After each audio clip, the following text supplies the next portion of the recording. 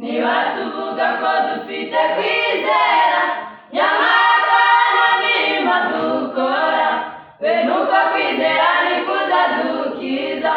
Nuko rero muko umubiri udafite umwuka uba upfuye, niko no kwizera kutagira imirimo kuba gupfuye.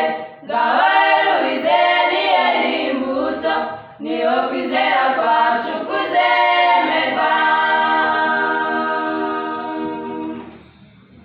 Mbese neza atajya tumarira iki niba tuvuga ko dufite kwizera nyamara nta mirimo dukora, bene uko kwizera nikuza dukiza.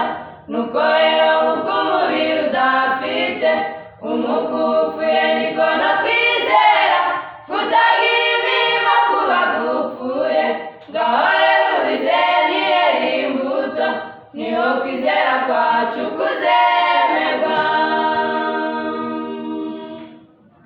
Kumvira Imana biruta ibitambo, korana umwete uzagororerwa.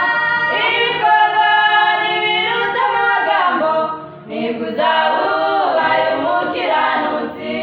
Ijuru rizagera mu witonze, akemera no guhamagara.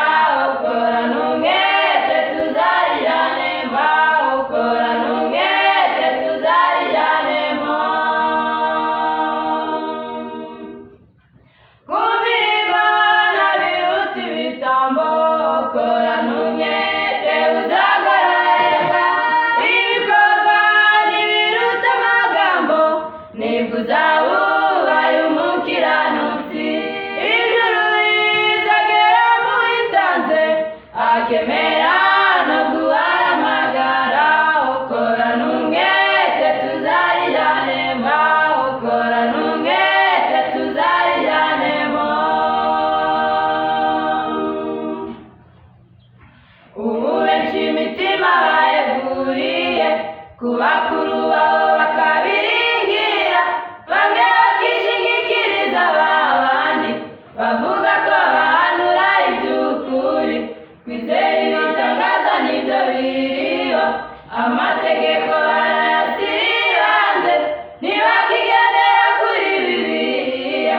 Mbese Imana yakumva utayumvira, shira mu bikorwa ayo mategeko. Ubu benshi imitima bayeguriye ku bakuru babo bakabiringira, bamwe bakishingikiriza babandi bavuga ko bahanura iby'ukuri.